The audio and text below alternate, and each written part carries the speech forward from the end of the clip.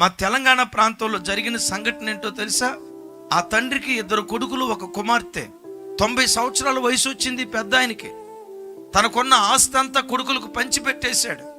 వృద్ధాప్యం 90 సంవత్సరాల వయసు వచ్చిన తర్వాత అండి, ఆ కన్న తండ్రికి ముద్ద అన్నం పెట్టడానికి కొడుకులో ఒక్కడికి చేయి రాలా, కూతురులో ఒక్కదానికి చేయి రాలా. బాధాకరమైన సంగతి. 4 పిల్లల్లో ఒక్కళ్ళు కూడా తండ్రిని చూసుకోలేకపోయారు. లోకం ఎంత విచిత్రమైందో తెలుసా? ఒక తల్లి 10 మంది పిల్లలను పెంచి పోషించగలుగుతుంది, కానీ 10 మంది పిల్లలు ఒక తల్లిని పోషించలేకపోతారు. వంతులేసుకుంటూ నేను చూడను అంటా ఉంటే, ఆ 90 సంవత్సరాల పెద్ద ఆయన ఏం చేశాడో తెలుసా?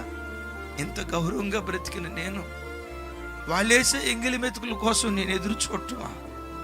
ఈ గ్రామంలో ఎంత పౌరుషంగా బ్రతికినోడిని, ఎంత విలువ కలిగిన వాడికైనా బ్రతికినోడిని, నా బ్రతికెల్లా అయిపోయిందా అని చెప్పి ఒకరోజు మధ్యాహ్నం ఎక్కడో వేరే ఊరు వెళ్తున్నాను, మరో కొడుకు దగ్గరికి వెళ్తున్నాను అని చెప్పి ఆ ఊరు బయటకు వచ్చి చుట్టూతో తాడి చెట్లుంటే తాడి చెట్ల మట్లను ఒక చోట చేర్చి నిప్పంటించి ఆ నిప్పుల్లో దూకి 90 సంవత్సరాల కురువృద్ధుడు ఆత్మహత్య చేసుకుని చచ్చిపోయాడు.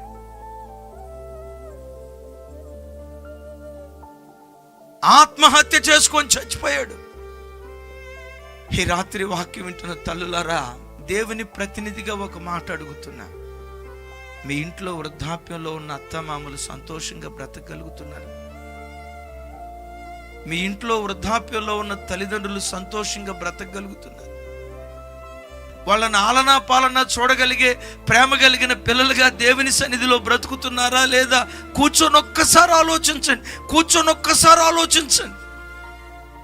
బిడ్డలారా, ఎప్పుడు ఆ వృద్ధ తండ్రి రాలిపోతాడో తెలియదు, ఆ వృద్ధ తల్లి రాలిపోతుందో తెలియదు.